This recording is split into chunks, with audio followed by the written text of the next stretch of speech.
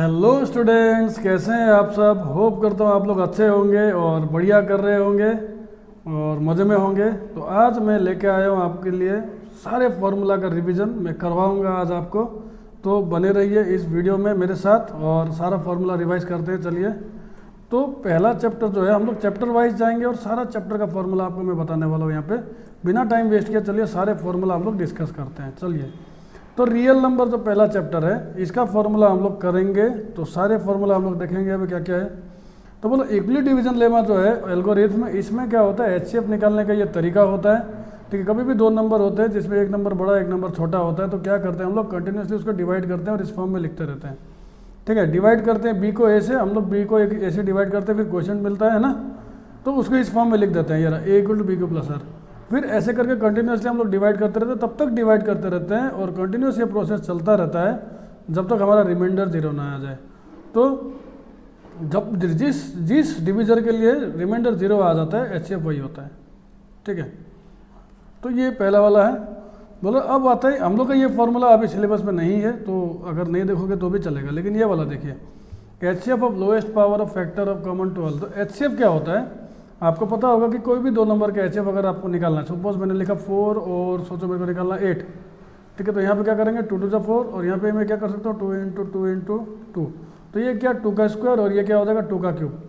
तो यहाँ पे क्या एचसीएफ जो हो जाता है वो कम पावर वाला, जो लोएस्ट पावर वाला हो जाता है कॉमन फैक्टर का। वही देखो कॉमन फैक्टर 2 है लेकिन 2 का लोएस्ट पावर ये है 2 है, तो ये एचसीएफ हमारा 4 हो जाएगा। इस तरह से होता है एलसीएम का भी। वही इसी तरह से अगर एलसीएम अगर आपको निकालना है तो एलसीएम क्या हो जाएगा हाईएस्ट पावर वाला। दैट मीन्स इन दोनों का अगर मैं एलसीएम लिखना चाहूँ तो क्या हो जाएगा हाईएस्ट पावर वाला, 2 का पावर क्यूब मेरा एलसीएम हो जाएगा। The product of all factors with highest powers.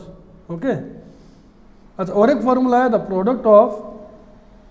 Product of two given number is equal to product of their LCM and HCF, है ना। दो गिवन नंबर का जो प्रोडक्ट होता है, सपोज कोई भी दो नंबर है, ठीक है ए बी, तो इनका प्रोडक्ट जो होगा that will be equal to the product of इनका एलसीएम और इनका एचसीएफ। ये हमारा फार्मूला है। ठीक है, the product of two number is equal to HCF into LCM. ये बहुत इंपॉर्टेंट फार्मूला है। अब आते हैं पॉलिनोमियल चैप्टर में। बच्चे फर्स्ट चैप्टर में इतना ही था। पॉलिनोमियल में क्या है कि जो पॉलिनोमियल होता है ना, द फॉर्म ऑफ एक्सप्रेशन, ये एक्सप्रेशन का जो होता है ये सारा ये पॉलिनोमियल होता है। ठीक है, अब ये जो एक्सप्रेशन है आपको दिख रहा है A0 A1 A2 A3, ये सारे ए एन ये क्या ये कांस्टेंट होते हैं एक्चुअली। ठीक है, और ए एन जो होता है जीरो नहीं होता, तो ये पॉलिनोमियल होते हैं सिंपल बात में। तो पॉलिनोमियल में एक्चुअली आप लोग ने देखा होगा, आप लोग ने ज़्यादा पढ़ा नहीं, आप लोग ने ऐसा वाला पढ़ा है खाली, आप लोग ने लीनियर वाला पढ़ा है कि नहीं, एक्स है ना प्लस बी इक्वल टू 0। और क्या पढ़ा होगा आपने x square plus b x plus c बराबर 0, ये भी एक पॉलिनोमियल है। और x cube plus b x square plus c x plus d बराबर 0। इतना ही आपने अभी तक देखे होंगे, है ना। इसको बोलते हैं लीनियर पॉलिनोमियल, पावर 1 वाले, है ना। तो बोला पॉलिनोमियल ऑफ डिग्री 1, डिग्री 1 मतलब हाईएस्ट पावर 1, वो लीनियर पॉलिनोमियल हो गया। दैट मीन्स ये एग्जांपल हो गया लीनियर पॉलिनोमियल का। अच्छा पॉलिनोमियल ऑफ डिग्री 2 वो क्वाड्रेटिक पॉलिनोमियल होता है, ये एग्जांपल हो जाएगा क्वाड्रेटिक पॉलिनोमियल का। और polynomial of degree 3 equal to cubic polynomial, मतलब ये वाला जो है ये एग्जांपल है क्यूबिक पॉलिनोमियल का। क्यों? क्योंकि हाईएस्ट पावर 3। ओके, चलो अब आते हैं जीरो ऑफ पॉलिनोमियल में। तो कोई भी ऐसा रियल नंबर जिसको हम लोग किसी पॉलिनोमियल में बैठा देंगे, ठीक है, तो वो पूरा पॉलिनोमियल जीरो बन जाएगा। वही कहना चाह रहा था, a real number A is called zero of the polynomial, अगर ये जीरो बन जाएगा। तो सपोज ये पॉलिनोमियल है, ठीक है, ये पॉलिनोमियल है, इसके दो जीरोज होते हैं क्योंकि जो हाईएस्ट पावर होते हैं उतने जीरोज होते हैं। ठीक है, जैसे यहाँ पे क्या हाईएस्ट पावर 2 है, डिग्री 2 है, तो जीरोज में क्या हो जाएंगे 2 हो जाएंगे। जीरोज कितने हो जाएंगे 2 हो जाएंगे। तो जीरोज में फिर से बता रहा हूँ, जीरोज कोई भी ऐसा नंबर जिसको आप इक्वेशन के ऊपर बैठाओगे, ठीक है, तो ये पूरा इक्वेशन जीरो बन जाएगा। एक्स का कोई भी वैल्यू बैठाओ, एक्स का वैल्यू कुछ भी बैठाओगे, पूरा पॉलिनोमियल जब जीरो बन जाएगा तो एक्स का उस वैल्यू को हम लोग जीरो ऑफ पॉलिनोमियल कहते हैं। अच्छा, अगर क्वाड्रेटिक पॉलिनोमियल का दो जीरो होता है तो अल्फा और बीटा, तो इसका सम ऑफ रूट का कुछ रिलेशन होता है। क्या होता है? इसका सम ऑफ रूट का कुछ रिलेशन होता है, किसके साथ? इक्वेशन के साथ। तो वो रिलेशन क्या होता है ये भी आप याद कर लेना, ये बहुत इंपॉर्टेंट है। सम ऑफ जीरोस जो होता है, सपोज दो मेरे पास रूट है अल्फा और बीटा, इस इक्वेशन का दो रूट है मेरे पास अल्फा और बीटा, तो अल्फा और बीटा दो रूट है, तो दोनों का प्लस करेंगे तो इसका एक रिलेशन होता है कोफिशिएंट के साथ। किसके साथ? कोफिशिएंट के साथ। कोफिशिएंट मतलब क्या? ये एक्स स्क्वायर का कोफिशिएंट, एक्स का कोफिशिएंट है ना, इनके साथ। तो ये जो कोफिशिएंट होता है ये क्या होता है minus b by a. Minus b को हम लोग ऐसे भी लिख सकते हैं minus coefficient of x by a को हम ऐसे भी लिख सकते हैं कोफिशिएंट ऑफ, क्या लिख सकते हैं हम लोग इधर, कोफिशिएंट ऑफ एक्स स्क्वायर, है ना। इसी तरह प्रोडक्ट ऑफ जीरोस क्या हो जाएगा alpha into beta C by a. C by a को हम लोग क्या बोल सकते हैं कांस्टेंट टर्म, देखो सी क्या है यहाँ कांस्टेंट टर्म है ये रहा, और ए क्या है वही कोफिशिएंट ऑफ एक्स स्क्वायर। तो सिंपल सा बात है sum of zeros alpha plus beta फिर से मैं बोल रहा हूँ माइनस बी बाई ए, और अल्फा इंटू बीटा कितना alpha into beta C by A. Okay आगे बढ़े, ये फॉर्मूला इंपॉर्टेंट था और अपने सिलेबस में भी है। ठीक है, अगर कभी भी आपको दो जीरोस का सम ऑफ जीरोस दे दिया और प्रोडक्ट ऑफ जीरोस गिवन है, अगर आपके पास आपको ये दोनों चीज़ें पता है सम ऑफ जीरोस और प्रोडक्ट ऑफ जीरोस, तो आपको अगर कभी भी क्वेश्चन में बोलता है कि क्वाड्रेटिक इक्वेशन बनाना है, तो क्वाड्रेटिक इक्वेशन बनाना होगा तो क्या करोगे आप लोग, सीधा सीधा ये वाला तरीका लगा दोगे x square minus sum of root x plus product of root equal to zero. या आप ऐसे भी बोल सकते हो एक्स स्क्वायर माइनस, ऐसे भी लिख सकते हो अल्फा प्लस बीटा एक्स दिया हुआ यहाँ पे प्लस अल्फा बीटा बराबर जीरो। बस अल्फा प्लस बीटा जो आपको दिया हुआ है सम ऑफ रूट बैठा दो, और जो प्रोडक्ट ऑफ रूट दिया हुआ रहता है गिवन रहता है बैठा दो, इक्वेशन बन जाता है। ठीक है आगे बढ़ें, बोल रहा relationship between roots and coefficient of cubic polynomial. अच्छा क्यूबिक पॉलिनोमियल के बीच में जो रिलेशन है, तो क्यूबिक पॉलिनोमियल का जनरल फॉर्म ऐसा होता है x square plus b x square plus c x plus d बराबर जीरो, और वहाँ पे ए जीरो नहीं होना चाहिए। तो ये जो क्यूबिक पॉलिनोमियल का 3 होगा, क्योंकि मैंने बताया था कि हाईएस्ट पावर जो होता है उतने जीरोस होता है। तो अगर 3 इसका जीरोस होगा तो मान लो अल्फा बीटा और गामा 3 जीरोस है, तो alpha plus beta plus gamma मतलब सम ऑफ रूट्स का एक क्या होता है रिलेशन माइनस बी बाई। लेकिन यहाँ पे माइनस बी बाई मतलब क्या है, माइनस बी बाई मतलब यहाँ पे ध्यान से देख लेना, यहाँ पे minus of coefficient of x square है, ये देख लेना यहाँ पे, ये रहा coefficient of x square by coefficient of x cube, यही है इसका मतलब। यहाँ पे क्या है, अगर सम ऑफ प्रोडक्ट ऑफ रूट करेंगे, दैट मीन्स रूट का प्रोडक्ट, दो रूट का प्रोडक्ट और इसका सम कर देंगे, जैसे alpha plus alpha into beta plus beta into gamma plus gamma into alpha कर देंगे, है ना। तो सम ऑफ प्रोडक्ट ऑफ रूट्स क्या होता है सी बाई ए। तो सी बाई ए मतलब क्या हो जाता है, देखो सी मतलब आपका हो जाता है coefficient of x, coefficient of x है ना, बाई ए मतलब कोफिशिएंट ऑफ एक्स क्यूब। अच्छा इसी तरह प्रोडक्ट ऑफ रूट जो होता है alpha plus alpha into beta into gamma, है ना। तो अगर तीनों रूट का प्रोडक्ट करें तो इसका भी रिलेशन होता है कुछ कोफिशिएंट के साथ, वो कोफिशिएंट के साथ जो रिलेशन होता है वो होता है क्या D minus D by A, और माइनस डी बाई ए मतलब है minus of constant term by coefficient of x cube, ये होता है बच्चे। ठीक है रिलेशन, तो होप करता हूँ आपको समझ में आएगा बातें। आगे बढ़ेंगे। अच्छा इससे पहले कुछ फार्मूला है वो भी आप लोगों को जानना जरूरी है, जो बहुत ही ज़्यादा यूज़ होता है, वो होता है a plus B whole square. कुछ एल्जेब्रिक फार्मूलाज है, ये आपको जानना जरूरी है। तो अगर आता है तो कोई बात नहीं, अगर नहीं आता, अगर आता है तो स्किप करके आगे के फार्मूला देख लीजिए, और अगर नहीं आता तो एक बार इसको रिवाइज कर लीजिए यहाँ पे। ठीक है, तो a square minus 2ab plus b square, ये भी एक फार्मूला है। और क्या होता है देख लो, और हो जाएगा आपका a square minus b square होता है a plus b into a minus b. और क्या क्या हो सकता है, अच्छा a plus b plus c का होल स्क्वायर अगर करें तो आता है a square plus b square plus c square plus 2ab plus 2bc plus 2ca। अच्छा और भी फार्मूला होता है a plus B whole cube का फार्मूला भी होता है। ठीक है, तो a plus B whole cube का फार्मूला क्या हो जाएगा, a plus B whole cube का होता है a cube plus b cube plus 3ab a plus b. अच्छा इससे और एक फार्मूला बन के आता क्या, a cube plus b cube plus 3a square b plus 3ab square, है ना। अच्छा ऐसे a minus b whole cube का फार्मूला भी होता है, क्या होता है a cube minus b cube, सारे माइनस हो जाएंगे बच्चे, ए माइनस बी। देखो इस फार्मूला में सारे प्लस है, इस फार्मूला में सारे माइनस हो जाएंगे। और एक फार्मूला क्या बन के आता है, a cube minus b cube minus 3a square b और प्लस 3ab स्क्वायर, ये भी एक फार्मूला बन गया। ठीक है, तो और भी कुछ फार्मूला बचा है वो मैं लिख देता हूँ आपको फटाफट, है ना। उसके बाद आपको आगे के चैप्टर्स के करवाएंगे, फार्मूले बताएंगे। ठीक है, और भी फार्मूला होता है, वो क्या होता है देखो, अगर ए क्यूब प्लस बी क्यूब अगर अलग अलग का फार्मूला होगा तो कैसा होगा, एक बार देखना ए प्लस बी। बस इस फार्मूला में एक ही चीज़ याद रखना कि यहाँ पे माइनस आता है, जस्ट इतना ही है। अगर यहाँ प्लस है तो पहले प्लस, फिर बीच वाला माइनस, ये आपको याद रखना है, इतना ही है। और माइनस वाला अगर है तो क्या हो जाता है कि पहले माइनस है तो माइनस ही आएगा यहाँ पे, उसके बाद बाकी सारे पॉजिटिव हो जाएंगे। सेम ऊपर का नीचे का फॉर्मूला एक जैसा दिखेगा, सिर्फ साइन थोड़ा सा आपको याद रखना है, पहले प्लस तो पहले प्लस, पहले माइनस तो पहले माइनस।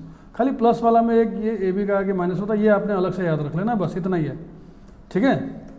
आगे देखो बच्चों, और भी फॉर्मूला होता है कुछ। एक हो सकता है, मैं बोल सकता हूँ कि ए प्लस बी का होल स्क्वायर माइनस ए माइनस बी का होल स्क्वायर, अगर दोनों को अगर माइनस कर दें, इसका स्क्वायर का माइनस, तो ये कितना आ जाता है पता है आपको? यह आ जाता है 4ab, ठीक है। ये क्या आ जाता है? 4ab। अगर इन दोनों का प्लस कर दे तो a plus B whole square plus A minus B का होल स्क्वायर, अगर प्लस कर दे तो क्या आ जाता है? 2a square plus 2b square आ जाता है, ठीक है। अच्छा, और भी एक फार्मूला आता है, a square plus b square का भी दो फार्मूला निकल के आता है, a square plus b square का भी दो फार्मूला निकल के आता है। इसी फार्मूला से निकल के आता है, क्या आता है? एक आता है a plus B whole square minus 2ab, ठीक है। और एक क्या निकल के आता है?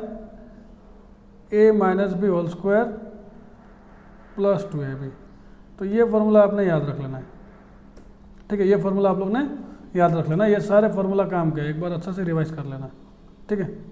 बहुत ही ज़्यादा यूज़ होता है। आगे बढ़ते हैं, लीनियर इक्वेशन इन 2 वेरिएबल के फार्मूलाज। तो लीनियर इक्वेशन इन 2 वेरिएबल का जनरल फॉर्म क्या होता है कि लीनियर इक्वेशन होंगे लेकिन 2 वेरिएबल होंगे, मतलब जो वैल्यू चेंज करने वाले 2 होंगे, है ना। तो इक्वेशन का जनरल फॉर्म कुछ ऐसे होता है। अब यहाँ पे एक होता है कि आपको ना 2 इक्वेशन देख के पहचानना होता है कि लाइन कैसा होगा, इंटरसेक्टिंग होगा या यूनिक होगा या मतलब कैसा टाइप का लाइन होगा। तो देखो, अगर आप कभी भी a1/a2 करोगे और b1/b2 करोगे, अगर बराबर नहीं आया दैट मीन्स इंटरसेक्टिंग लाइन्स हो जाएंगे। और इंटरसेक्टिंग लाइन्स मतलब क्या? ऐसे दोनों लाइन, जो ग्राफ के जो लाइन होंगे, लीनियर इक्वेशन मतलब लाइन के इक्वेशन। लीनियर इक्वेशन का मीनिंग समझ में आ रहा है? लाइन के इक्वेशन। तो जो लाइन के इक्वेशन होते हैं वो अगर इंटरसेक्टिंग होते हैं तब दैट मीन्स क्या? यूनिक सॉल्यूशन होगा, इन दोनों का कुछ सॉल्यूशन होगा, ठीक है। ऐसे अगर a1/a2 बराबर b1/b2 बराबर c1/c2 तीनों बराबर आए, ठीक है, 2 इक्वेशन के a1/a2 और b1/b2 और c1/c2 किया, सब बराबर आ गए इस तरह से, तो कोइंसिडेंट लाइन होते हैं बच्चे। क्या होते हैं? कोइंसिडेंट लाइन होते हैं। और कोइंसिडेंट लाइन करने का मतलब एक लाइन के ऊपर और एक लाइन बैठ जाना, ये होता है कोइंसिडेंट लाइन। दैट मीन्स बहुत सारा सॉल्यूशन, क्योंकि बहुत सारा पॉइंट कॉमन है इनमें, इसलिए मैनी सॉल्यूशन होता है, ठीक है। और एक बात, अगर जिस भी इक्वेशन का सॉल्यूशन होता है उसको हम लोग कंसिस्टेंट कहते हैं। जिन भी इक्वेशंस का सॉल्यूशन होता है उसको कंसिस्टेंट कहते हैं। अच्छा, अगर a1/a2 equal to b1/b2 is not equal to c1/c2 आ रहा है, दैट मीन्स क्या हो जाएगा बच्चों? आपका ये पैरेलल लाइन्स हो जाएगा। दैट मीन्स ऐसा हो जाएगा लाइन्स, दोनों लाइन्स आपस में कहीं मिलेंगे ही नहीं, और दोनों आपस में कहीं मिलेंगे नहीं तो इनका सॉल्यूशन भी नहीं होगा बच्चों, इनका सॉल्यूशन भी नहीं होगा। दैट मीन्स क्या आ जाएंगे बच्चे? पैरेलल लाइन होगा तो नो सॉल्यूशन। और अगर सॉल्यूशन नहीं होता है किसी भी इक्वेशन का, उसको हम लोग इनकंसिस्टेंट कहते हैं। आगे बढ़े, method of solving pair of linear equation in 2 variable. तो कुछ मेथड होते हैं, graphical, substitution, elimination, cross multiplication. ये अभी सिलेबस में नहीं है लेकिन ये मैंने करा रखा है, मेरा वीडियो में आप देख सकते हो। आगे देखें, क्वाड्रेटिक इक्वेशन। क्वाड्रेटिक इक्वेशन में क्या है? फॉर्मूला बोल रहे हैं कि स्टैंडर्ड फॉर्म जो होता है क्वाड्रेटिक इक्वेशन का वो होता है ax² + bx + c, ठीक है। अच्छा, इसमें आपको जानने का चीज़ है कि डिस्क्रिमिनेंट है। डिस्क्रिमिनेंट जानने से क्या पता चल जाता है हमको? इसका जो सॉल्यूशन आता है, ठीक है, वो पता चल जाता है कि कैसा होता है, ठीक है। इसके जो जीरोज या रूट्स बोलते हैं हम लोग, जीरोज और रूट्स मतलब ऐसा वैल्यू जिसको बैठाने पर ये पूरा जीरो बन जाता है, वो हम जान पाते हैं। तो अगर डी जानना है तो डी का फॉर्मूला होता है b² - 4ac। b² मतलब क्या? ये जो x का कोफिशिएंट है ये b है ना, और a जो है ये x² का कोफिशिएंट है, और c जो है ये कांस्टेंट टर्म है। यहाँ पे जो भी abc है वो यहीं से लिया गया है, ठीक है। तो d = b² - 4ac। अगर d अगर हमारा 0 आया दैट मीन्स क्या? 2 रियल रूट होगा, ठीक है, 2 रियल रूट होगा। ओह सॉरी, हाँ, d अगर 0 आया 2 रियल रूट होगा, लेकिन इक्वल भी होगा, 2 इक्वल भी होगा, ठीक है। अच्छा, अगर b² - 4ac, इसको db बोलते हैं, तो अगर b² - 4ac 0 से बड़ा है दैट मीन्स 2 रियल रूट होगा और वो एकदम डिस्टिंक्ट होगा, मतलब यूनिक होगा, ठीक है। और अगर d < 0 आया तो कोई रियल रूट होता ही नहीं है, नो रियल रूट, ठीक है। तो 2 केसेस जहाँ रियल रूट होते हैं, इसको लेके फोकस किया सिलेबस में इस बार CBSE ने। आप लोग ने इन दोनों को पढ़ना है, ठीक है।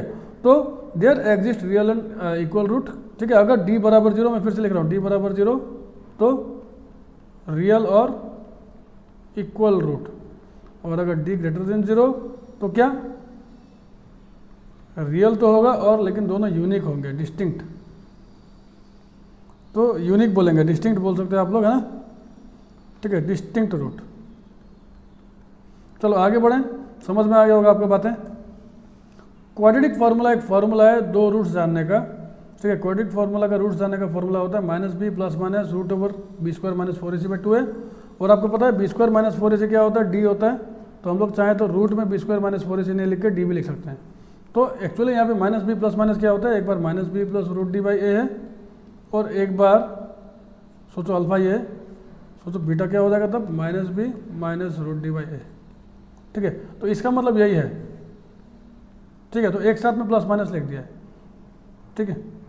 आगे बढ़ेंगे, एरिथमेटिक प्रोग्रेशन। एरिथमेटिक प्रोग्रेशन में ये एपी है, एपी आपको पता होगा क्या होता है। एपी एक ऐसा सीक्वेंस है, ठीक है, सीक्वेंस ऑफ नंबर है जहाँ पे हर एक टर्म जो होता है वो मिलता रहता है। कैसे, by adding a fixed number.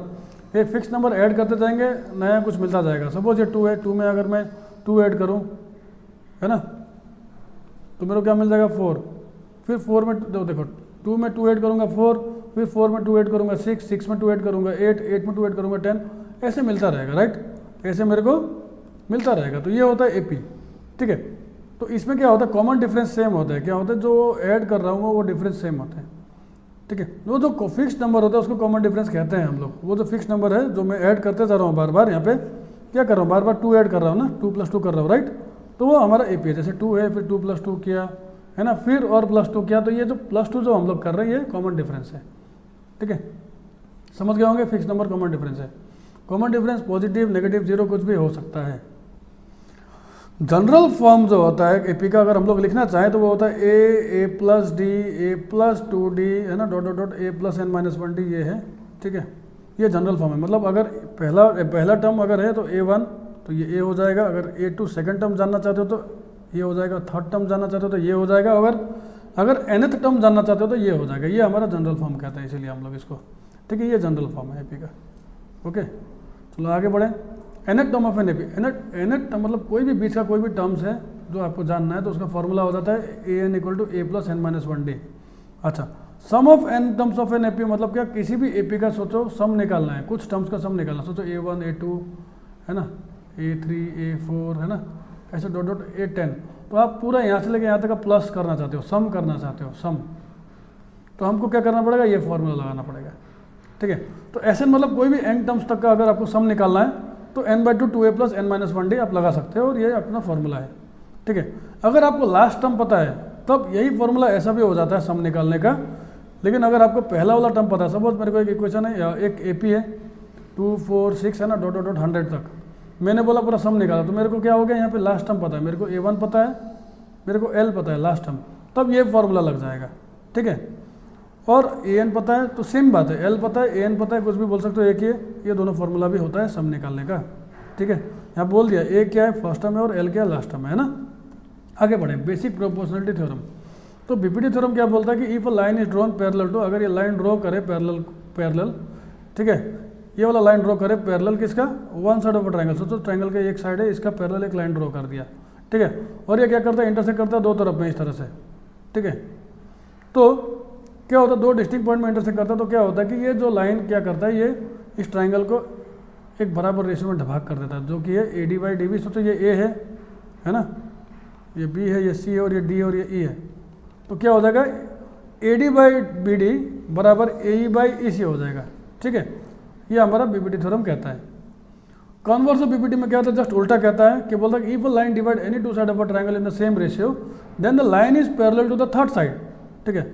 बोल रहा है कि अगर एक लाइन हम लोग, if a line divide any two side in of a triangle in the same ratio, अगर ये लाइन सोचो इसको सेम रेशियो में डिवाइड कर रहा है, दैट मीन्स सोचो ये A B है और ये C है ना।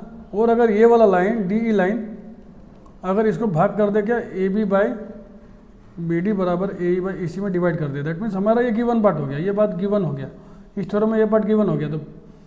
तो ये थ्योरम से निकल के क्या आता है लास्ट में, कंक्लूजन ये निकल के आता है कि जो DE होगा ये पैरेलल होगा पक्का। तो ये उल्टा है, इसका उल्टा है, ठीक है। अगर कोई एक लाइन है DE, अभी हमको पता नहीं है ये पैरेलल है, लेकिन मुझे ये पता है कि इसने इनको बराबर रेशियो में भाग कर दिया, डिवाइड कर दिया, दैट मीन्स अब पक्का ये लाइन पैरेलल होगा, यही है कन्वर्स। ठीक है, आगे बढ़ेंगे। कोऑर्डिनेट ज्योमेट्री, देखो बच्चे फटाफट हो रहा है, देखो है ना। कोऑर्डिनेट ज्योमेट्री में दो ही फार्मूला इंपॉर्टेंट है, डिस्टेंस फार्मूला और सेक्शन फार्मूला और मिड पॉइंट फार्मूला। करते हैं। तो देखो अगर ये आपका ग्राफ को पता होगा, ग्राफ बैठाना आपको आता ही है। ग्राफ अगर आपका इस तरह से होता है तो अगर आपको ए बी डिस्टेंस निकालना है तो हमने करना क्या पड़ता है। सोचो ए पॉइंट x1 y1 है, ए के कोऑर्डिनेट्स, और बी के कोऑर्डिनेट्स x2 y2 है। तो अगर डिस्टेंस फार्मूला निकालना होता है तो ए बी इक्वल टू क्या करना होता है, x2 माइनस x1 का whole square plus y2 minus y1 का होल स्क्वायर और रूट के अंदर होना चाहिए। ठीक है, A B equal to x2 minus x1 whole square plus y2 minus y1 whole square, यही हमारा डिस्टेंस फार्मूला है। आगे आते हैं। बोलो अगर कोई भी लाइन, सोचो ए और बी ज्वाइन कर रहा है इधर, है ना, ए बी का ज्वाइनिंग है इधर, इसको अगर कोई पॉइंट पी डिवाइड कर दे, क्या कर दे, कोई पॉइंट पी डिवाइड कर दे इधर। ठीक है, और किस रेशियो में डिवाइड कर दे, m/n रेशियो में डिवाइड कर दे, m/n रेशियो में। तो ये जो पॉइंट निकालने का फॉर्मूला हो जाता है, ये पॉइंट निकालने का जो फॉर्मूला हो जाता है वो होता है क्या, m/x2 प्लस n/x1, क्रॉस याद रखना। ठीक है, बाई m+n। तो ये x निकालने के लिए ये हो गया। इसी तरह से क्या होता है, देखो m/x2 plus n/x1 by m+n। अच्छा, अगर यही y निकालने के लिए क्या हो जाता है, m/y2 plus n/y1 by m+n। ये हमारा सेक्शन फार्मूला है। क्या है, सेक्शन फार्मूला। आगे बढ़ेंगे। Mid point formula. Mid point formula में क्या होता है कि सोचो यही केस है, इस केस में अगर सोचो ये मिड पॉइंट है, पी मिड पॉइंट है। ठीक है, यही करते हैं। सोचो ए पी है ना, ए के कोऑर्डिनेट x1 y1 और पी के कोऑर्डिनेट बी के कोऑर्डिनेट x2 y2। तो ये अगर पी पॉइंट मिड पॉइंट है, क्या है, मिड पॉइंट है, हमको पता है ये मिड पॉइंट है। ठीक है, तो अगर ये मिड पॉइंट है हमको पता है, तो हम लोग क्या कर सकते हैं, सीधा सीधा हम लोग क्या करेंगे, फॉर्मूला जो होगा ये पी पॉइंट निकालने का वो हो जाएगा क्या, x1 प्लस x2/2 फिर y1 प्लस y2/2। तो ये रहा फॉर्मूला हमारा, क्लियरली यही है। ठीक है, आगे बढ़ते हैं। एरिया ऑफ ट्रायंगल के, area of triangle out of syllabus है, फिर भी फॉर्मूला में बता देता हूँ। अगर ट्रायंगल में ऐसे 3 कोऑर्डिनेट होंगे, ठीक है, तो आपको एरिया ऑफ ट्रायंगल निकालना है। तो half into x1 y2 minus y3 करना क्या, आपने सिर्फ 1 2 3 का खेल, यहाँ देखो क्या हो रहा है, फिर 2 3 1 का खेल हो रहा है, फिर उसके बाद क्या 3 1 2, देखो मतलब 1 हट गया, फिर 2 से स्टार्ट हुआ, फिर 2 हट गया, फिर 3 से स्टार्ट हुआ। अब पहला वाला x, दूसरा वाला y, देखो x y y x y y, यहाँ से फॉर्मूला याद हो जाएगा। देखो x1 y2 माइनस y3, देखो x1 y2 माइनस y3, फिर x2 y3 माइनस y1, देखो x2 y3 माइनस y1, इस तरह से याद हो जाएगा आपको। x3 y1 माइनस y2, देख लो, तो इस तरह से फॉर्मूला याद हो जाएगा आपको। ठीक है, आगे बढ़ेंगे। Introduction to trigonometry. तो ट्रिग्नोमेट्री में क्या है, देखो बच्चों, अगर आपको कोई ट्राइंगल दिया हुआ है इस तरह से, ठीक है, तो यहाँ पे क्या हो जाता है आपका, ये लॉन्गेस्ट साइड है, ये अपोजिट साइड है किसका, इस थीटा का, और ये एडजेसेंट साइड है। ठीक है, तो यहाँ पे क्या हो जाता है कि पहला बात आपको ये पता होना चाहिए कि यहाँ पे कुछ फॉर्मूला हो जाता है ट्रिग्नोमेट्री का। ठीक है, वो फॉर्मूला आपको बताऊंगा मैं पहले क्या क्या होता है। ठीक है, तो यहाँ पे कुछ फॉर्मूला होता है। परपेंडिकुलर, ये परपेंडिकुलर भी कहते हैं, इसको आपको पता होगा, ये परपेंडिकुलर भी कहते हैं, इसको हम लोग हाइपोटेन्यूज भी कहते हैं, और इसको हम लोग बेस भी कहते हैं, है कि नहीं। तो फॉर्मूला क्या हो जाता है, कुछ फॉर्मूला होता है, जैसे कि sine theta equal to P by H, perpendicular by hypotenuse. इसी तरह से cos theta equal to B by H, क्यों, बेस बाय हाइपोटेन्यूज। और इसी तरह टेन थीटा इक्वल टू क्या होता है, पी बाई बी। और भी फॉर्मूला होते हैं, कैसे, क्या, cosec theta equal to h by p, cosec theta equal to, और इसी तरह से क्या होता है, sec theta equal to h by b, और cot theta equal to B by p. अच्छा, ये सारे फॉर्मूला याद कैसे रखेंगे, याद करने के लिए एक तरीका है, पंडित बद्री प्रसाद हर हर बोले सोना चांदी तोले, आपको पता होगा ये फॉर्मूला आपको।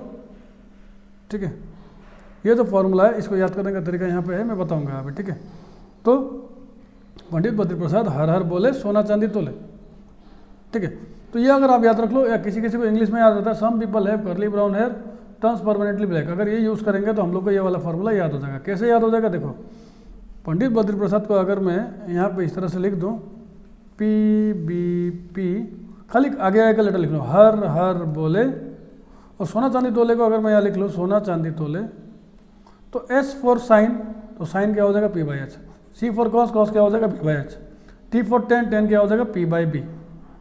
ठीक है, इस तरह से देखो यही है sine P by H, cos B by H, tan P by B, है कि नहीं। अब और एक चीज़ क्या है, अगर यहाँ पे हम लोग एक चीज़ और बताना चाहूँगा यहाँ पे कि कॉस कोसेक जो होता है देखो ठीक उल्टा दिख रहा है, तो याद रख लेना कि जो कोसेक होता है, कोसेक जो होता है वो साइन का उल्टा होता है, ठीक है, और सेक जो होता है वो कॉस का उल्टा होता है, ठीक है, और कॉट जो होता है वो टेन का उल्टा होता है, ठीक है। S for sine, C for cos, T for tan, ठीक है। तो इस तरह से आप लोग कर लोगे। ऐसे ही आप इसका भी कर सकते हो, some people have curly brown hair turns permanently black, इसको क्या कर सकते हो, इसी तरह लिख लोगे s p h c b h, सारे कैपिटल सारे फ्रंट वाले लिख लो, फर्स्ट लेटर। अब sine, s for sine, sine theta p by h, इस तरह से याद हो जाएगा। C for cos, cos B by H, T for tan P by b, इस तरह से याद हो जाएगा। और बाकी और तीन आपको पता चल जाएगा, कोसेक साइन का उल्टा मतलब H by P, sec H by P, cot B by P, है ना। इस तरह से आपको याद हो जाएगा। आगे बढ़ेंगे, कुछ रेशियोज होते हैं, मैंने अभी बताया साइन का उल्टा होता है कोसेक, तो 1 बाई कोसेक थीटा हो जाएगा। ऐसे कॉस का क्या हो जाएगा 1 बाई सेक, मैंने अभी बताया था कॉस का उल्टा सेक। टेन का क्या हो जाएगा 1 बाई कॉट हो जाएगा, ठीक है। अच्छा, इसी तरह कोसेक का क्या हो जाएगा, कोसेक का भी 1 बाई, थोड़ा दायां तरफ लिखते हैं, जगह बड़ा बड़ा लिखना है, तो कोसेक का क्या हो जाएगा 1 बाई साइन, क्योंकि साइन का उल्टा है। सेक का क्या हो जाएगा, सेक का 1 बाई कॉस, और कॉट का क्या हो जाएगा 1 बाई टेन, ठीक है। तो कुछ रेसिप्रोकल फार्मूला, इसको हम लोग बोलते हैं रेसिप्रोकल फार्मूला, जल्दी जल्दी याद हो जाएगा आपको, ठीक है। Sine 1 by cosec, cos 1 by sec, tan 1 by cot. Sine का उल्टा कोसेक है तो कोसेक का उल्टा भी साइन होगा, इसलिए कोसेक का जगह 1 बाई साइन कर दिया। कॉस का उल्टा सेक होगा तो सेक का भी उल्टा कॉस होगा, तो सेक इक्वल टू 1 बाई कॉस, है ना।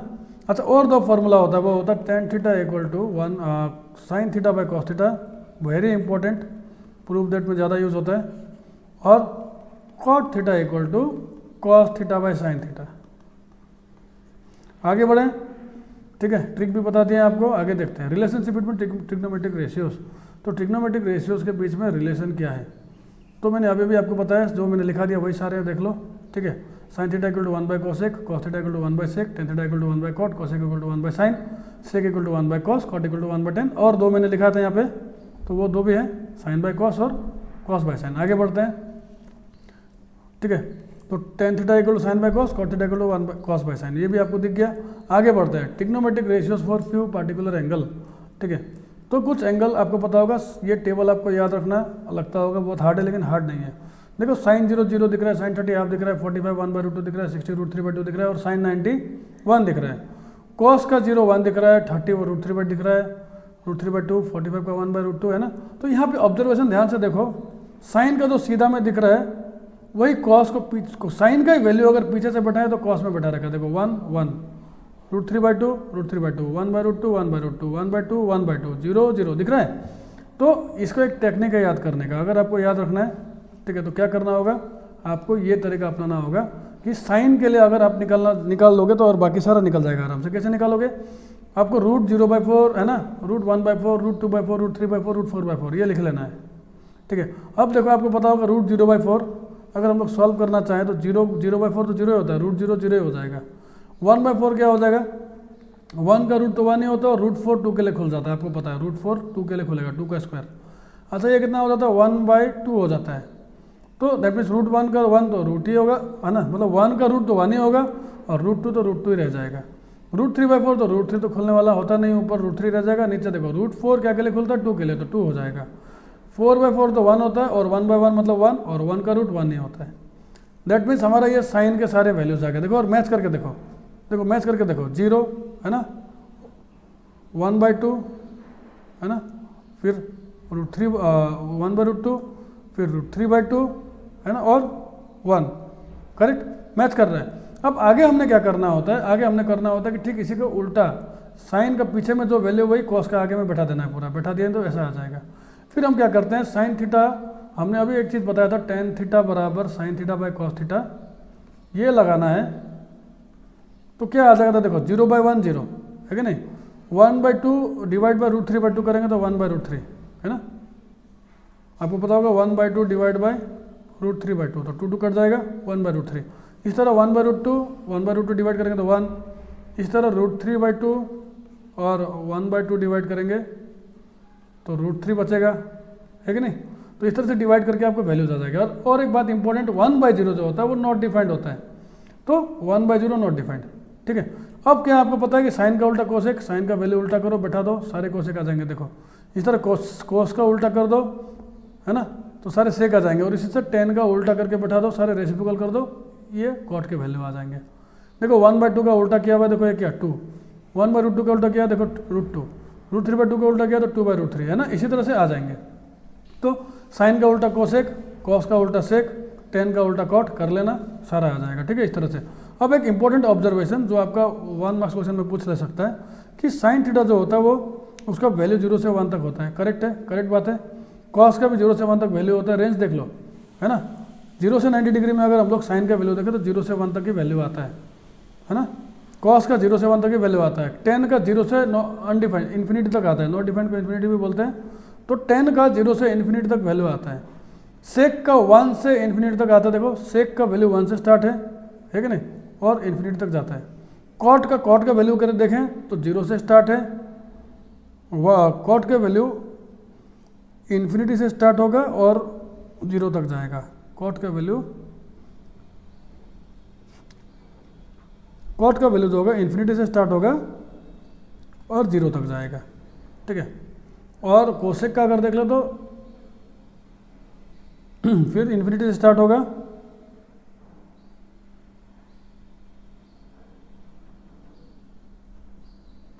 तो इन्फिनिटी बड़ा होता है इसलिए इन्फिनिटी को पीछे लिखा है, तो इन्फिनिटी से स्टार्ट होगा, इन्फिनिटी से कॉस का जो वैल्यू होगा, कॉस का वैल्यू जो घटते जाएगा, ठीक है, घटते जाएगा। आगे देखो यहाँ पे देखेंगे वेरिएशन की बात कर रहे हो तो देखो एक चीज़ पूछ रहा है कि साइन थीटा बढ़ रहा है 0 से 1, करेक्ट है। कॉस थीटा देखो अगर 0 से 90 डिग्री में वैल्यू देखोगे टेबल में तो कॉस थीटा घटते जा रहा है, 1 से 0 में चला जा रहा है। टेन थीटा भी इंक्रीज हो रहा है 0 से इन्फिनिटी में। कोसेक थीटा क्या हो रहा है, घट रहा है इन्फिनिटी से 1 में। सेक थीटा क्या हो रहा है, बढ़ रहा है 1 से इन्फिनिटी तक वैल्यू जा रहा है, 1 से इन्फिनाइट वैल्यू तक जा रहा है, देख लेना टेबल में, ठीक है। ये टेबल देखना मैच हो जाएगा आपको, ठीक है। और कॉट थीटा क्या होता है, वो घट रहा है क्या, इन्फिनिटी से 0 तक घट रहा है। वैल्यूज जो टेबल में उसके बेसिस पे ये चीज़ें बताई गई हैं कि साइन का वैल्यू जो होता है 0 से 90 डिग्री में अगर देखें तो बढ़ रहा है, 0 to 1 वैल्यू आ रहा है। कॉस थीटा घट रहा है, टेन थीटा बढ़ रहा है, कोसेक थीटा घट रहा है, सेक थीटा बढ़ रहा है, कॉट थीटा घट रहा है। एक बार टेबल खोलो, पॉज करो और ये चीज़ ध्यान से देख लो, ठीक है। ट्रिग्नोमेट्रिक आइडेंटिटीज, ठीक है, तो कुछ आइडेंटिटीज है ये हमको बहुत इंपॉर्टेंट है, जैसे कि sine square A plus cos square equal to 1। यहाँ से और दो फॉर्मूला निकल के आता है, वो क्या हो सकता है, सोचो कॉस स्क्वायर आगे चला गया दाएं तरफ तो साइन स्क्वायर ए बराबर 1 माइनस कॉस स्क्वायर ए, एक ये हो सकता है। वो अगर साइन स्क्वायर आगे गया दाएं तरफ चला गया तो cos square A equal to 1 minus sine square है। ये दो फॉर्मूला यहाँ से निकल के आता है। अच्छा इसी तरह यहाँ पे देखो और एक फॉर्मूला है 1 plus tan square A equal to sec square है, यहाँ से भी दो फॉर्मूला निकल के आ जाएगा। अगर टेन स्क्वायर ए दाएं तरफ गया तो 1 बराबर sec square A minus tan square A. अच्छा अगर 1 दाएं तरफ गया तो tan square A equal to sec square A minus 1। यहाँ से भी दो फार्मूला निकल के आता है। यहाँ पे और एक फार्मूला ये याद रखना है आपको, 1 plus cot square A equal to cosec square है। देखो एकदम एक पैटर्न में फार्मूला है, टेन के लिए सेक, कॉट के लिए कोसेक, आराम से याद हो जाएगा, ठीक है। अब ये फार्मूला जब याद हो जाएगा दो और निकल के आएंगे। क्या, अगर कॉट को दायां तरफ ले जाए तो क्या आ जाएगा,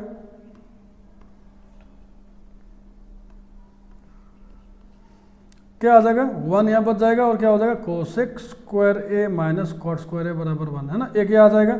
एक अगर 1 को दाएं तरफ ले जाए तो क्या आ जाएगा cot square A equal to cosec square A minus 1, ठीक है। ओके, तो ये फार्मूला भी आपको याद रख लेना है। मतलब 3 फार्मूला है लेकिन और बाकी और 6 भी बन जाते हैं यहाँ से, तो ये भी हम लोग को प्रूफ दैट में बहुत काम आता है और हम लोग को यूज़ करना पड़ता है। तो आप बाकी 2 कैसे बन रहा है ये देख लीजिएगा, याद रख लीजिएगा, बहुत काम देगा एग्जाम में आपको।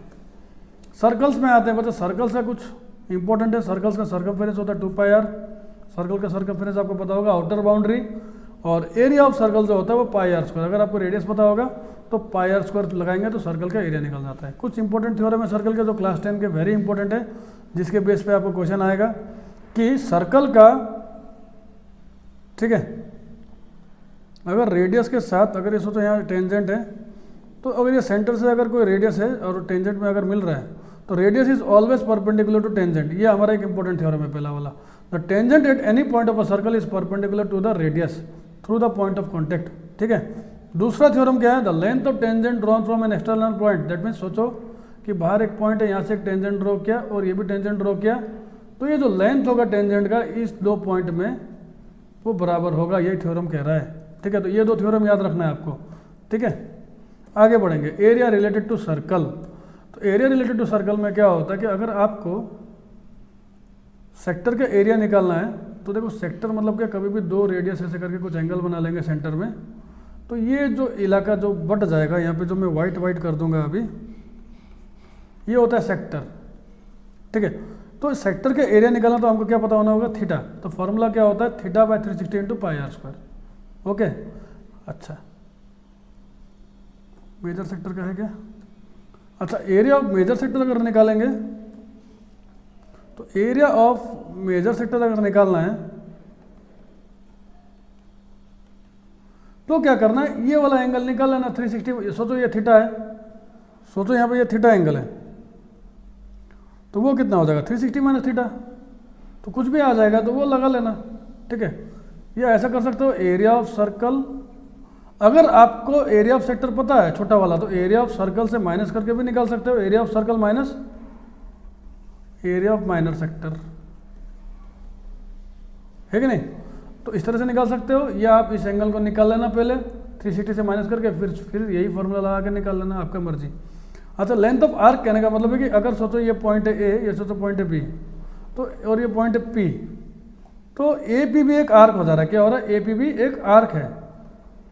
इस आर्क का खाली लेंथ निकालना है मेरे को अगर, तो फॉर्मूला क्या हो जाएगा, देखो सर्कमफेरेंस का फॉर्मूला के साथ थीटा बाय 360 लग रहा है, दैट मीन्स क्या, लेंथ ऑफ आर्क अगर निकालना है अपने आर्क, ठीक है, तो theta by 360 into 2 pi R करना होगा, theta by 360 into 2 pi are.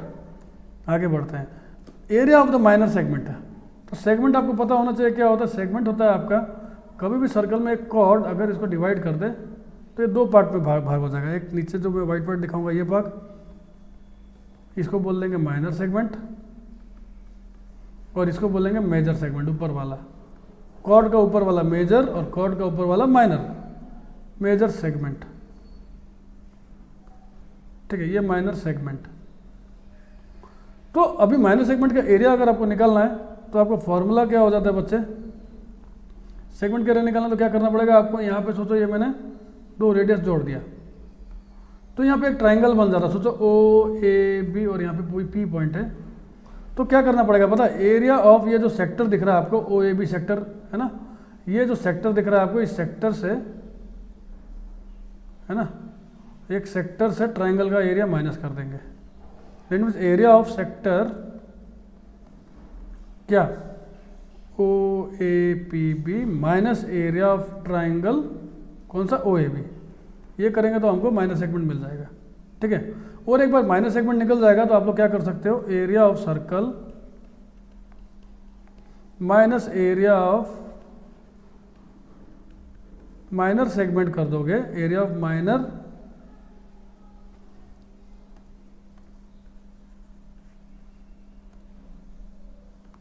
Area of minor segment कर दोगे, तो area of circle minus area of minor segment अगर आप लोग कर दोगे तो आपका मेजर सेगमेंट निकल जाएगा। क्यों, क्योंकि इसका एरिया आपको पता है, माइनस कर दोगे सर्कल से तो ऊपर वाला मिलेगा। मेजर सेगमेंट ये वाला हिस्सा होता है, फिर से बता रहा हूँ, और छोटा वाला जो होता है वो माइनर, ठीक है। तो सर्कल से अगर ये वाला माइनस कर दोगे तो बड़ा वाला मिल जाएगा, ठीक है। तो इस तरह से आप लोग कर सकते हो आराम से, ठीक है। और कोई दूसरा ट्रिक नहीं है, इस तरह से करोगे तो बेटर रहेगा, बेस्ट तरीका है, ठीक है। एक बार माइनर सेगमेंट पता चल गया तो मेजर सेगमेंट भी पता चल जाएगा, ठीक है। ओके, आगे बढ़ते हैं, सरफेस एरिया एंड वॉल्यूम। बच्चे ये वाला चैप्टर देखो, यहाँ पे बहुत सारे फॉर्मूला आपको 9th क्लास के जो रिवाइज करने जरूरी है, ठीक है। भले कॉम्बिनेशन ऑफ फिगर है लेकिन आपको फॉर्मूला अगर नहीं पता 9th क्लास के तो प्रॉब्लम हो जाएगा। तो आगे बढ़ते हैं, ध्यान से देखो, क्यूब क्या होता है, जिसके सभी साइड बराबर होते हैं, सभी साइड्स बराबर होते हैं। तो ये एक 3D फिगर है, देख लो, है ना, सभी एजेस बराबर होते हैं। तो क्यूब का अगर लेटरल सरफेस एरिया मतलब क्या होता है, ऊपर का खुला, ऊपर का ओपन और नीचे का ओपन, ठीक है। तो जब ऊपर का ओपन होगा नीचे का ओपन होगा तो हम लोग का curve surface area 4a square हो जाता है। और अगर 6 के 6 साइड बराबर होंगे तो 6 स्क्वायर होते हैं, क्यूब में 6 स्क्वायर होते हैं। तो सीधा सीधा बात है 6 स्क्वायर का एरिया कितना हो जाएगा, 1 स्क्वायर का एरिया a स्क्वायर होता है, तो 6 स्क्वायर का एरिया 6a स्क्वायर हो जाएगा। तो टोटल सरफेस एरिया जो होता है क्यूब का 6a स्क्वायर होता है। वॉल्यूम क्या हो जाएगा, a क्यूब, ठीक है, a इंटू ए क्यूब हो जाता है हमारा वॉल्यूम क्यूब का। इतना याद रखना है। क्यूबॉइड में आते हैं बच्चे। क्यूबॉइड का टोटल सरफेस एरिया अगर देखेंगे तो 2 इंटू, सोचो ये लेंथ है, ये ब्रेड्थ है और ये हाइट है ना, दिख रहा होगा आपको, 3D फिगर में है, क्लियरली समझ में आएगा बातें। तो ये जब आप करोगे तो इसका तो लेटरल सरफेस एरिया मतलब होता है कि अगर ऊपर का नीचे का खुला हो, अगर ऊपर का नीचे का खुला हो दैट मीन्स क्या, आपको ये वाला आपका घर का नीचे का, मतलब ऐसा सोच सकते हो कि आपको घर का नीचे का ग्राउंड और ऊपर का छत नहीं है, मतलब लेंथ और 2 लेंथ ब्रेड्थ नहीं है ना, ऊपर और एक नीचे, है कि नहीं। तो 2 लेंथ ब्रेड्थ गायब कर दोगे टोटल सरफेस एरिया में से, तो फॉर्मूला क्या हो जाएगा 2HL+B, ठीक है। तो ये curved surface area, curved surface area भी बोलते हैं हम लोग और लेटरल सरफेस एरिया भी बोलते हैं। तो लेटरल सरफेस एरिया, ठीक है, अगर ऊपर और नीचे का खुला हुआ होगा तो, ठीक है, लेटरल सरफेस एरिया क्या, अगर ऊपर नीचे का तो खुला हुआ होगा तो। अब आते हैं वॉल्यूम। तो वॉल्यूम क्या होता है, simply length into breadth into height हो जाता है, सिंपली इंटू करना है, ठीक है। चलो आगे बढ़ते हैं। सिलेंडर आपने देखा होगा, आपके घर में सिलेंडर है ही, ठीक है। सिलेंडर में क्या होता है, एक रेडियस होता है, ठीक है, सोचो रेडियस r और एक हाइट होता है h, ठीक है। तो जो सिलेंडर होता है इसका अगर बेस का अगर हम लोग बात करें तो बेस का रेडियस होता है, एरिया अगर निकालना तो वो सर्कुलर होता है, बेस तो सर्कल होता है। तो सर्कल का फॉर्मूला क्या होता है, एरिया ऑफ बेस अगर निकालने बोलेगा तो πr²। लेटरल सरफेस एरिया मतलब ऊपर नीचे खुला, अगर ऊपर नीचे खुला है और फॉर्मूला आपको जानना है तो क्या होगा 2πrh, ठीक है। एरिया मतलब उतना हिस्सा जो आप छू सकते हो, बाहर से टच करके फील कर सकते हो। तो ऊपर नीचे अगर खुला होगा तो फील नहीं कर सकते, तो लेटरल सरफेस एरिया क्या हो जाएगा 2πrh। तो टोटल सरफेस एरिया में क्या होगा, ऊपर नीचे का भी ऐड होगा, तो ऊपर का πr² और नीचे का πr² ऐड हो जाएगा। एक्चुअली फॉर्मूला ऐसा आता है, टोटल सरफेस एरिया का फॉर्मूला ऐसा आता है 2πrh, और ऊपर का बेस का एरिया πr² और नीचे का बेस का एरिया भी πr², मतलब 2πr²। तो 2πr कॉमन हो जाता है और यहाँ बचता है h, यहाँ बचता है r। तो इस तरह से टोटल सरफेस एरिया आ जाता है, ठीक है, ओके। तो ये हो गया फॉर्मूला। वॉल्यूम क्या होता है πr²h, ठीक है। तो वॉल्यूम क्या होता है सिलेंडर का πr²h। आगे बढ़ेंगे कोन का। कोन में क्या होता है, स्लैंट हाइट होता है। कोन में एक हाइट तो होता है ये, और ये होता है रेडियस, ठीक है, और ये होता है स्लैंट हाइट। ये वाला जो हाइट होता है टेढ़ा वाला, ये स्लैंट हाइट होता है। तो हमको स्लैंट हाइट का जरूरत होता है, तो स्लैंट हाइट निकालना होगा तो हमेशा क्या करेंगे, यहाँ देखो ये 90 डिग्री बनता है, तो पाइथागोरस थ्योरम लगाएंगे और L बराबर, देखो L² बराबर, आपको पता होगा L² बराबर क्या हो जाएगा, अगर L हाइपोटेन्यूस है तो क्या हो जाता है r² प्लस h² हो जाता है, राइट। तो L² बराबर r² प्लस h² हो जाता है।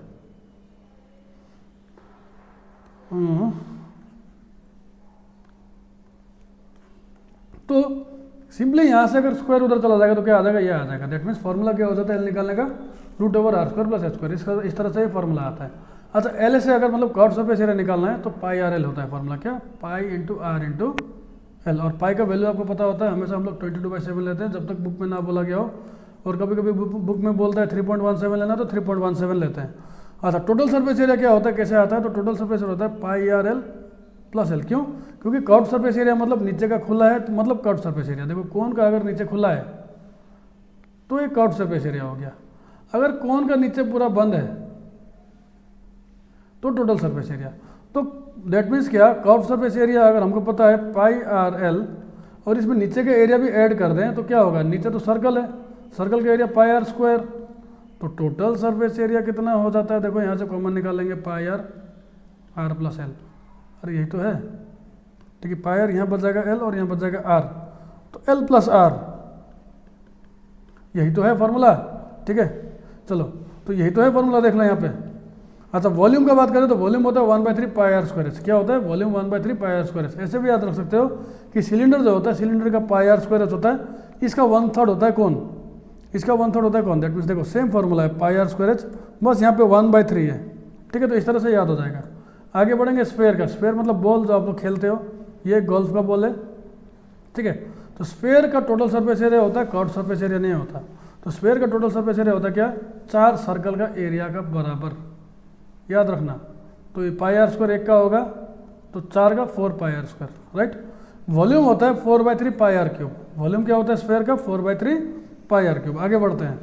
हेमिस्फेयर, हेमिस्फेयर में आपको पता होगा, हेमिस्फेयर में अगर ये रेडियस है तो ये भी रेडियस दिख रहा होगा आपको कलर, अगर ये रेडियस तो ये भी रेडियस है ना, तो इधर तो हाइट भी रेडियस ही होता है। तो हेमिस्फेयर में क्या होता है, कर्व्ड सरफेस एरिया पॉसिबल है, क्योंकि हेमिस्फेयर जो होता है एक बाटी के जैसा होता है, हमारा घर में दाल वाल पीने का बाटी होगा, है ना, हेमिस्फेयर ही होता है।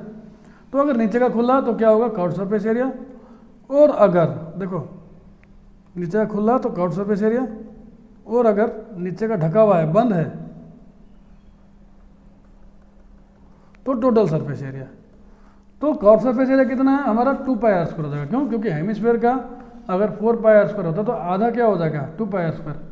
लेकिन टोटल सरफेस एरिया जो हो जाता है वहाँ पे और एक देखो, कर्व्ड सरफेस एरिया तो 2 पाई आर स्क्वायर हो गया, प्लस यहाँ पे एक स्क्वायर का एरिया और ऐड करना पड़ेगा, क्योंकि टोटल में ये भी आएगा, नीचे वाला भी आएगा, क्योंकि टोटल करने का मतलब है नीचे वाला भी बंद है, ठीक है। तो नीचे वाला भी बंद है, तो फिर आप नीचे वाला को भी छू पाओगे। मैंने क्या कहा, सरफेस एरिया ऐसा जगह जो आप छू पाओगे, तो आप नीचे वाला को भी छू पाओगे। That means curved surface area तो बाहर बाहर का हो गया, और अगर नीचे वाला भी छू पाओगे तो और पाई आर स्क्वायर एक ऐड हो जाएगा, राइट। तो 3 पाई आर स्क्वायर हो जाएगा। वॉल्यूम क्या हो जाएगा, 2/3 पाई आर क्यूब। वॉल्यूम क्या हो जाता है, देखो अगर इसका वॉल्यूम 4/3 है तो इसका 4/3 का हाफ कर दो, 2/3, ठीक है। तो अगर स्फीयर का 4/3 पाई आर क्यूब तो हेमिस्फीयर का 2/3 पाई आर क्यूब। तो बच्चों यहाँ तक फॉर्मूला खत्म हो जाता है। तो होप करता हूँ आपको रिवीजन में बहुत हेल्प किया होगा। आप ये फॉर्मूला अपने फ़ोन में डाउनलोड करके रख लीजिए, और बीच में एग्जाम में जाने से पहले, बोर्ड एग्जाम में जाने से पहले आप लोग ज़रूर रिवीजन कीजिए, या किसी भी एग्जाम में जाने से पहले प्री बोर्ड, बोर्ड, हाफिली, आप लोग इस फॉर्मूला को एक बार फटाक से देख लीजिए। तो क्या होगा, आपका फटाक से एक फॉर्मूला रिवीजन हो जाएगा। चलो बच्चों, तो फिर मिलेंगे नेक्स्ट अच्छे से वीडियो में, तब तक के लिए बाय।